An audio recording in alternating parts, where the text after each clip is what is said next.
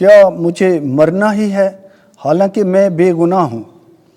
آج کی پہلی تلاوت دانیال نبی کی کتاب، اس کا 13واں باب، اس کی 41ویں سے 62ویں آیات مقدسہ۔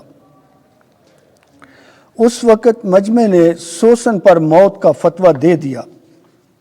تب سوسن بلند آواز سے چلانے لگی اور کہا، اے ازلی خدا، تو جو پوشیدہ باتوں سے واقف ہے اور واقعہ ہونے سے پیشتر ہی سب کچھ جانتا ہے، تو جانتا ہے کہ انہوں نے میرے خلاف جھوٹی گواہی دی ہے۔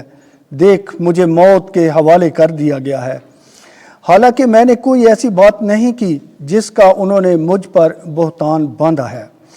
اور خداوند نے اس کی سن لی۔ چنانچہ جب وہ اس کو مار ڈالنے کے لیے لے جا رہے تھے تو خداوند نے دانیال نام ایک کم سن جوان کی مقدس روح کو آگاہ کر دیا، اور یہ بلند آواز سے پکارنے لگا کہ میں اس عورت کے خون سے پاک ہوں۔ سب لوگوں نے اس کی طرف توجہ کی اور پوچھا، یہ کیا بات ہے جو تو نے کہی ہے؟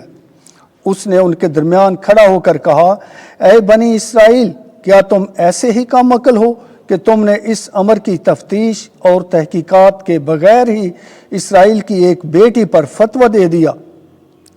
عدالت گاہ کی طرف واپس چلو، کیونکہ ان دونوں نے اس کے خلاف جھوٹی گواہی دی ہے۔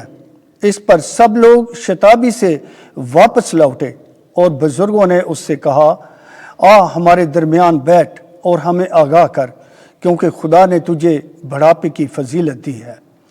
اور دانیال نے ان لوگوں سے کہا، ان دونوں کو ایک دوسرے سے الگ الگ کر دو اور میں ان کا امتحان کروں گا۔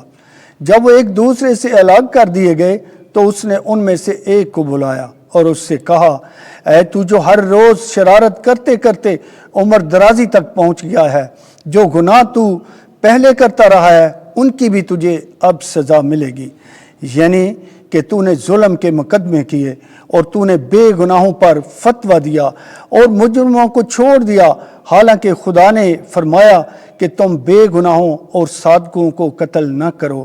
پس اگر تو نے در حقیقت اسے دیکھا ہے تو بتا کس درخت کے نیچے تو نے اسے اکٹھے دیکھا؟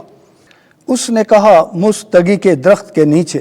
اس پر دانیال نے کہا، تو نے اپنے ہی سر کے خلاف جھوٹ بولا ہے، کیونکہ خدا کے فرشتے نے خدا سے حکم پایا ہے کہ تجھے 2 حصوں میں کاٹ ڈالے۔ پھر اس نے اس کو ایک طرف کر دیا اور دوسرے کو پیش کرنے کا حکم دیا، اور اس سے کہا، اے تو کنعان کی نسل ہے، نہ کہ یہودا کی، حسن نے تجھ کو دھوکہ دیا ہے اور شہوت نے تیرے دل کو شرارت کے حوالے کر دیا ہے۔ تم اسرائیل کی بیٹیوں سے اسی طرح کرتے رہے ہو اور وہ ڈر کے مارے تم سے ملتی رہیں، لیکن یہودا کی اس بیٹی نے تمہاری شرارت کی برداشت نہیں کی۔ پس اب مجھے بتا کس درخت کے نیچے تو نے ان کو اکٹھے پایا؟ اس نے کہا کہ بلوت کے نیچے۔ دانیال نے اس سے کہا، تو نے بھی اپنے ہی سر کے خلاف خوب جھوٹ بولا ہے، کیونکہ خدا کا فرشتہ تلوار لیے ہوئے آمادہ ہے کہ تجھے 2 حصوں میں کاٹ ڈالے اور تم دونوں کو ہلاک کر دے۔ اس پر تمام مجمع بلند آواز سے نعرہ مارنے لگا اور انہوں نے خدا کو مبارک کہا جو اپنے بھروسہ رکھنے والوں کو بچا لیتا ہے۔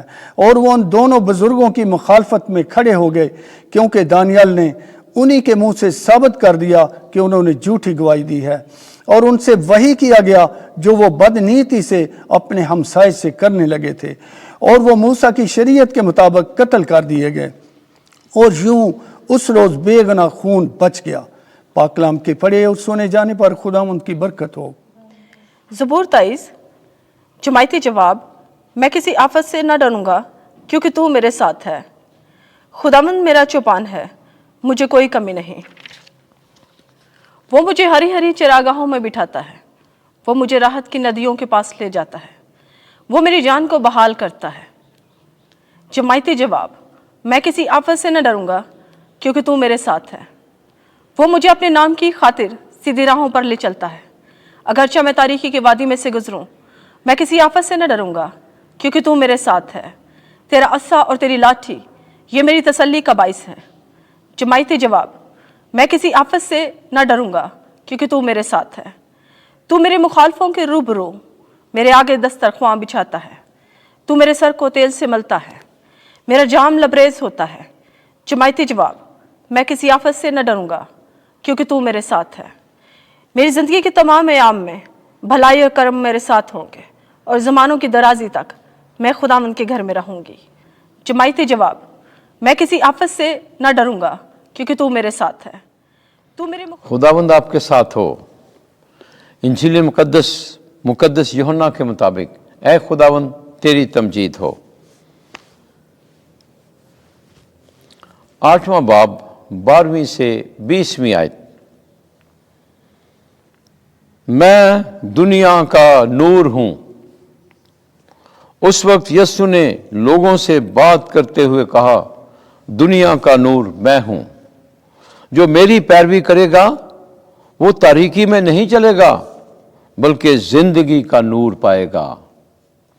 बस फरीसियों ने उससे कहा, क्या तू अपने बारे में आप ही गवाही देता है?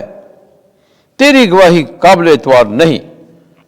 यीशु ने जवाब में उनसे कहा कि अगरचे मैं अपने बारे में आप ही गवाही देता हूं तो भी मेरी गवाही काबिल एतबार है, क्योंकि मैं जानता हूं कि मैं कहां से आया हूं और कहां जाता हूं, मगर तुम नहीं जानते कि मैं कहां से आता हूं या कहां जाता हूं। तुम जसद के मुताबिक फैसला करते हो, मैं किसी का फैसला नहीं करता, और अगर मैं फैसला करूं भी तो मेरा फैसला दुरुस्त है, क्योंकि मैं अकेला नहीं बल्कि मैं हूं और बाप भी है जिसने मुझे भेजा है। तुम्हारी शरीयत में ये लिखा है कि 2 आदमियों की गवाही काबिल एतबार है। एक तो मैं खुद अपने बारे में गवाही देता हूं और एक बाप जिसने मुझे भेजा है मेरी गवाही देता है। तब उन्होंने उससे कहा, तेरा बाप कहाँ है? यीशु ने जवाब दिया, तुम ना मुझे जानते हो और ना मेरे बाप को। अगर तुम मुझे जानते तो मेरे बाप को भी जानते। उसने ये बातें हैकल में तालीम देते वक्त बैतुल माल में कहीं, और किसी ने उसको गिरफ्तार नहीं किया क्योंकि उसका वक्त हनूज नहीं आया था। इंजील मुकद्दस के वसीले से हमारे गुनाह मुआफ़ किए जाएं। ऐ मसीह तेरी सताइश हो।